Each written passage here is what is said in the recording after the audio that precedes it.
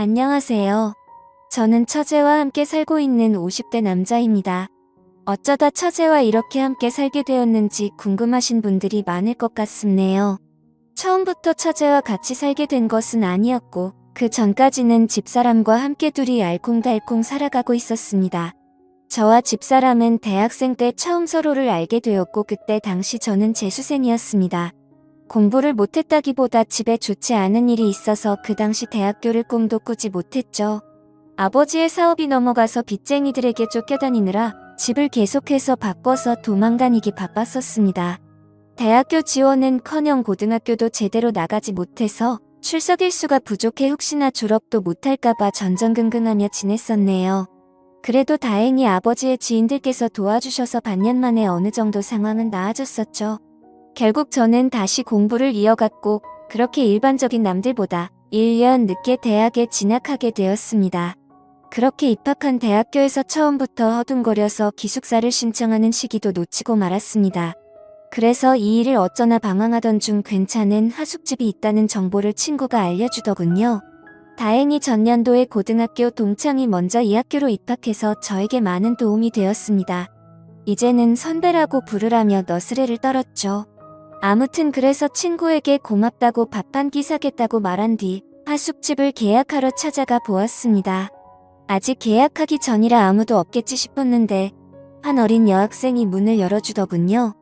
순간 놀라서 당황하며 아무 말도 못하고 있자 여학생은 저에게 말을 걸었습니다. 하숙집 보러 왔어요? 고개를 끄덕거리자 뒤돌아 큰 목소리로 엄마 하고 외치더군요. 순간 하숙집 딸이구나 라는 것을 알게 되었습니다. 반가워요. 우리 엄마가 하는 곳이라서 그렇게 하는 말이 아니라 진짜 여기만큼 가격 대비 깨끗하고 음식 잘 나오는 곳 없거든요. 라고 싱긋 웃으며 말을 하더군요. 악수를 건네는 당당한 여학생의 모습에 저는 첫눈에 반해버리고 말았습니다. 마치 어른처럼 세련되고 자연스럽게 손을 내미는 여자는 난생 처음 보았거든요. 저는 그렇게 홀린 듯 하숙집을 계약하게 되었습니다. 알고 보니 여학생은 저와 같은 그해의 신입생으로 같은 학교를 다니게 되었다고 하더라고요. 게다가 우연인지 인연인지 그녀와 저는 전공마저 똑같아서 급속도로 친해지게 되었죠. 제가 재수한 사실을 알고 오빠라고 부르는데 행동은 저보다 훨씬 어른스러워서 참 신기했어요. 하숙집 맨 위층은 주인 아주머니와 여학생 그리고 그 여학생의 여동생까지 셋이 살고 있었습니다. 그녀와 저는 점점 친해져갔고 이야기를 나누던 중 제가 재수한 이유에 대해서 궁금해하길래 솔직히 말해줬죠. 아버지의 사업 때문이라며 조금은 원망스럽다는 투로 이야기하자 그마저도 부럽다고 하더라고요. 자신은 태어났을 때부터 아버지가 없어서 한 번이라도 아빠의 정을 느껴보고 싶다고 말을 했습니다. 그 말을 듣는 순간 제가 불평불만을 했던 사실이 부끄러워지더라고요. 아버지가 보고 싶다며 눈물을 글썽이는 그녀의 얼굴을 보자마자 저도 모르게 고백을 해버렸습니다. 내가 그 빈자리 다 채워줄게. 가족이 되어서 절대 널 외롭게 두지 않을 거야. 말해놓고도 제가 무슨 소리를 한 건지 제 스스로도 깜짝 놀라서 얼굴이 빨개졌습니다. 그런 저를 빤히 보더니 귀엽다는 듯 오히려 제 머리를 쓰다듬으며 말하더군요. 앞으로 얼마나 잘하나 지켜볼 테니 한번 노력해봐요. 그녀의 말에 그게 대체 무슨 뜻이냐고 수락인지 거절인지 다시 한번 물어봤죠. 여유있게 웃으면서 맞춰보라는 그녀와 허둥지둥대며 새빨개진 저는 그날 연인이 되었습니다. 그녀가 바로 지금의 집사람이죠. 그때 당시의 처제는 나이가 너무 어려서 생각이 잘 나지 않습니다. 기억을 더듬어 보면 늘 하숙집 아주머니 앞치마 끝자락을 꼭 잡고 서 있던 것 같아요. 제법 나이 차이가 나는 두 자매였죠. 집사람이 20살일 때 처제는 6살이었습니다. 아버지가 일찍 돌아가셨는데 처제는 어떻게 존재하는지 묻고 싶었지만 그 당시에는 왠지 물어보면 안 될 것 같아서 물을 수 없었어요. 장모님께서 잠시 만나셨던 남자에게서 생긴 아이라는 건 나중에 알게 된 사실이었습니다. 그러나 처제가 태어날 때쯤 이미 헤어지고 연락이 되지 않아서 장모님께서 혼자 키우셨다고 하더군요. 그런 처제에게 저는 오빠이자 삼촌 그리고 아버지 같은 사람이었습니다. 두 자매는 아버지 없이 살아와서 그런지 무척 정에 목말라 있었어요. 그래서인지 저를 참 잘 따랐습니다. 저도 그런 그녀들을 보면 안쓰러워서 한없이 잘해주고 싶더라고요. 아무튼 1년 동안 예쁜 사랑을 키워가던 중 저는 대학 1학년을 마친 후 군대를 가게 되었습니다. 울먹이는 그녀에게 기다리기 힘들면 그냥 다른 남자 만나도 된다고 했지만 고개를 가로저으며 꼭 기다릴 거라고 하더군요. 솔직히 저는 기대하지 않았습니다. 제 주변에도 군대를 가면 99% 고무신을 거꾸로 신는다는 이야기밖에 없었기 때문에 진작부터 마음을 비우게 되더라고요. 기다리면 고맙지만 그렇지 않더라도 원망하지 않겠다는 마음이었죠. 그래서 첫 번째 휴가를 나왔을 때 그녀에게 연락이 오지 않았어도 조금은 서운할 뿐 그럴 수 있다고 생각했습니다. 하숙집을 찾아가 볼까 생각도 했지만 괜히 미련 떠는 것을 보여주고 싶지 않아서 그냥 복귀를 했습니다. 두 번째 휴가를 나왔을 때에도 깜깜무소식이었습니다. 저는 그래서 이제 아예 끝났구나 싶었죠. 그러던 어느 날 부대로 누군가 면회를 왔다고 하는 것입니다. 혹시 그녀일까 싶어서 서둘러 갔더니 그곳에는 전혀 예상치 못했던 여자가 앉아 있었습니다. 바로 장모님이었죠. 왜 여기에 혼자 오셨냐고 물으니 펑펑 울면서 자기 딸 좀 말려달라고 하는 것입니다. 그래서 저는 영문도 모른 채 어리둥절할 뿐이었죠. 정황상 제가 차인 건데 대체 뭘 말려달라는 건지 모르겠다고 하자 제 가슴을 치시며 화를 내셨습니다. 너 때문에 내 딸이 임신했다고.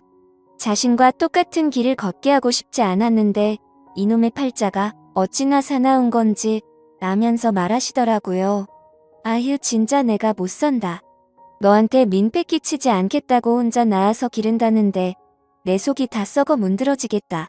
어쩌면 좋니?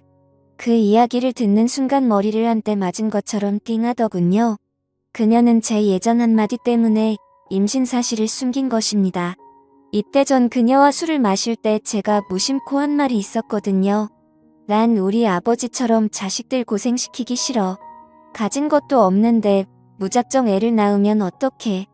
애들이 뭐 그냥 알아서 쑥쑥 크는 줄 아는데 진짜 답답해 죽겠다. 난 절대 돈 없이 애들 키우지 않을 거야. 내 능력이 되기 전까지 아이를 가질 생각도 안 할 거고. 만약 내가 돈을 많이 못 벌잖아. 난 그럼 아이를 갖지 않을 거야.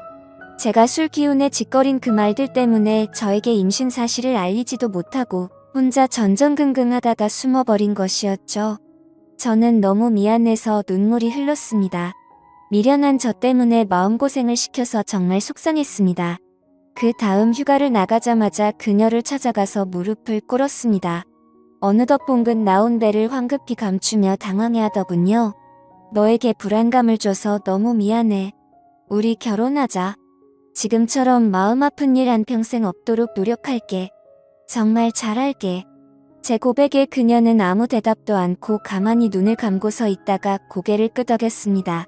그렇게 저는 아빠가 되었고 남편이 되었습니다. 저의 부모님은 저를 크게 혼을 낼 줄 알았는데 기왕 이렇게 된 거 어떻게 하냐며 남자답게 책임지라고 하시더군요. 다행히 반대하는 사람 없이 행복하게 우리는 결혼할 수 있었습니다. 군인일 때 결혼식을 올리기도 조금은 애매해서 제대를 한 후 진행하기로 했습니다. 집사람도 배가 점점 불러와서 차라리 아이를 낳고 웨딩드레스를 입고 싶다며 그때 가서 식을 올리는 게 좋다고 하더군요. 휴가 나온 날 혼인신고를 미리 하러 동사무소에 가는데 참 기분이 싱숭생숭했습니다. 내가 유부남이라니. 곧 우리를 쏙 닮은 아이가 생긴다니 정말 믿겨지지 않았죠.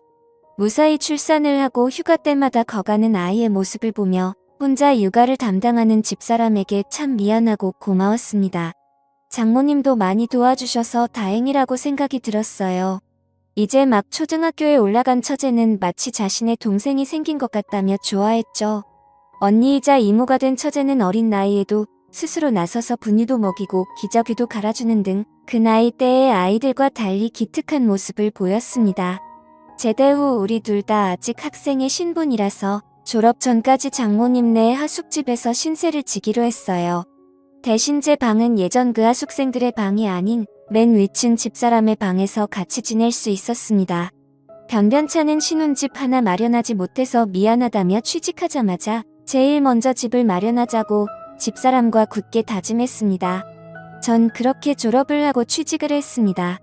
처음엔 작은 원룸을 얻어 월세부터 시작했어요. 그 뒤로는 알뜰살뜰 저축을 해서 투룸으로 옮겼고 몇 년 후에는 전세금을 모을 수 있었습니다. 만약 서울이면 엄두도 못 냈을 텐데 지방 도시라서 그나마 가능했던 것 같네요. 그렇게 알콩달콩 살아가고 있을 무렵 불행의 시작을 알리는 전화벨이 울렸습니다. 웬만하면 근무 시간에 전화를 잘하지 않는 집사람인데 대체 무슨 일이지 싶어서 전화를 받았습니다. 아내는 울먹이는 목소리로 장모님께서 쓰러지셨다고 하는 것입니다. 지금 구급차로 이동 중인데 너무 무섭다며 와줄 수 있냐고 하더군요. 저는 곧바로 병원으로 달려갔습니다. 그곳에서는 우리 딸과 처제를 부둥켜 안고 울고 있는 집사람이 있었죠. 그날 그렇게 허망하게 장모님께서는 갑작스러운 심근경색으로 세상을 떠나셨습니다. 몇 명 오지 않는 장례식에서 집사람은 숨 넘어가듯 울다가 몇 번이나 혼절했는지 모릅니다. 아버지 없이 자라서 20대의 어머니까지 잃는 슬픔은 감히 제가 헤아리지 못할 정도였죠. 안타까운 그 모습을 보며 저는 우리 집사람과 우리 딸 그리고 처제까지 내 손으로 지켜야 한다고 결심했습니다. 이후 집사람도 결심한 듯 자신도 일을 하겠다고 하더군요. 4명의 식구가 먹고 살려면 할 수 없다면서 말이죠. 처제도 일찍부터 철이 들어서 학교를 마치고 집에 와서 딸을 봐주겠다고 했습니다. 집사람은 대학교를 겨우 졸업했지만 임신과 출산을 하느라 학점이 그리 좋지 못했고 졸업 후 취업 활동도 없었기 때문에 평범한 회사에 들어가긴 무리였습니다. 하는 수 없이 다른 일을 알아보게 되었죠. 마트 계산원부터 식당 서빙 주방 참모까지 말 그대로 닥치는 대로 일을 하더군요. 그렇게 흘러간 세월이 벌써 30년입니다. 그 사이 많은 변화가 있었죠.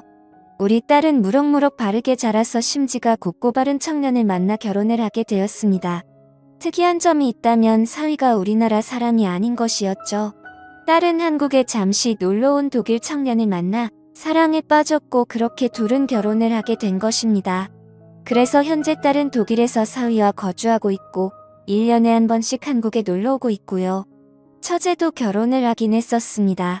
직장 동료와 만나서 결혼을 했는데 생각보다 결혼 생활이 순탄치는 않았던 것 같았습니다. 자주 싸우고 우리 집에 와서 자고 가는 날이 많길래 집사람과 저는 늘 처제를 걱정했습니다. 대체 무엇 때문에 그리 싸우냐고 물어봐도 걱정하지 말라며 그냥 사랑 싸움이라고 웃고 넘기는데 어떻게 그럴 수 있나요? 딸 같은 마음으로 자꾸 신경이 쓰였습니다. 그러던 어느 날 아내가 심각한 표정으로 제게 말하더군요. 아내가 아무 생각 없이 화장실을 열었는데 그 안에 처제가 샤워를 하고 있었답니다. 그런데 아내는 자신의 눈을 의심했다고 하더라고요. 황급히 몸을 감추는 처제의 팔을 잡아서 자세히 살펴봤는데 팔다리를 제외한 복부와 등에 온통 시퍼런 멍자국이 가득했답니다. 알고 보니 술만 마시면 상습적으로 손을 올리는 인간 같지 않은 놈이었던 거죠. 저는 순간 눈이 돌아서 그 놈을 잡아야겠다며 달려나가려 했지만 집사람과 처제가 저를 말리더군요. 그렇게 감정적으로 하면 똑같은 사람이 된다며 말이죠. 그래서 하는 수 없이 그러진 못하고 아내와 함께 처제가 살던 집으로 향했습니다. 술을 마시고 골아 떨어져 있는 그놈을 뒤로하고 처제의 옷과 짐들을 대충 싸서 들고 나왔습니다. 변호사 비용은 얼마든지 대줄 테니 지금 당장 방원 가서 진단서를 떼고 이혼할 준비를 하라고 했습니다. 그렇게 그날 이후 처제는 이혼을 준비하게 되었던 거죠. 처제에게 왜 진작 이혼하지 않고 있었냐 물어보니 이혼하면 갈 곳이 없는데 어릴 적 신세를 졌었던 우리 집에 또다시 신세를 지고 싶지 않았다고 합니다. 미안해서 차마 그럴 수 없다고 하더군요. 무슨 소리냐며 우린 가족이니 절대 그런 걸로 기죽지 말고 불편하게 생각하지 말라고 다독였습니다. 그렇게 처제의 이혼은 마무리되었고 우리 셋은 한 집에 살게 되었네요. 그놈과 헤어지기 전부터 마음고생이 심했는지 갈수록 말라가는 처제가 안쓰러웠습니다. 같이 살게 되었으니 맛있는 음식도 넉넉히 먹이며 건강을 되찾게 하고 싶었습니다. 그런데 자꾸 식욕이 없다며 음식을 잘 먹지도 않더군요. 워낙 어릴 적부터 소화를 잘 못 시켰던 처제라서 스트레스 때문에 그런가 보다 생각을 했습니다. 그러던 어느 날 화장실만 갔다 하면 남몰래 구토를 하는 모습을 보게 되었고 사태의 심각성을 깨닫게 되었습니다. 혹시 섭식장애인가 싶어서 병원에 데려갔는데 의사는 고개를 갸우뚱하며 더 큰 병원에서 검사를 받자고 하더군요. 처제는 별일 아닐 거라고 했지만 저는 겁이 덜컥 났습니다. 바로 다음날 대학병원에 가서 검사를 받았고 결과를 받아든 순간 모두가 좌절에 빠지고 말았습니다.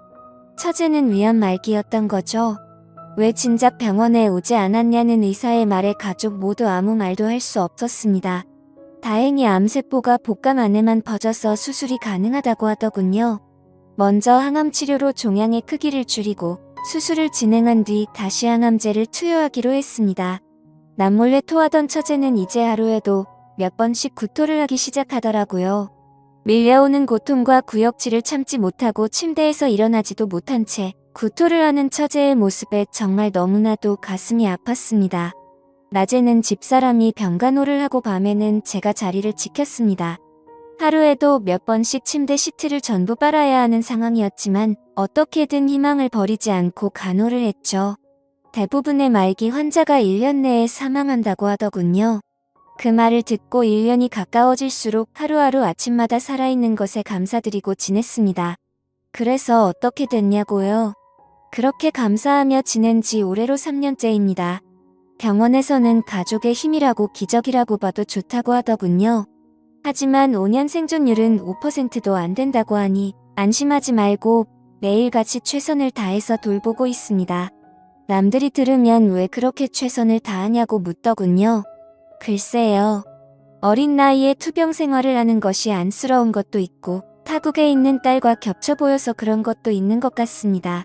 어찌 보면 내 딸보다 더 오랫동안 함께한 처제이니 그럴 수도 있겠더군요. 힘들지 않냐고 묻는 분들도 주변에 많지만 저는 딱히 힘들다고 생각하지 않습니다. 초반에는 조금 힘이 들기도 했지만 이제는 익숙해서 아침에 이를 닫고 밤에 이부자리를 펴듯이 하나의 습관이 된 것 같습니다. 제가 바라는 점은 딱 한 가지입니다. 하루라도 빨리 처제가 완치되는 것이죠. 완치까지는 아니더라도 더 이상 전이가 되지 않길 바랄 뿐입니다. 그래야 우리 집사람도 웃을 수 있고 저도 웃을 수 있으니까요. 저희 가족과 같은 가족분들 모두 힘내시고 기운 내시길 바랍니다. 희망을 버리지 않는 한 행복은 항상 우리 곁에 있으니까요. 감사합니다.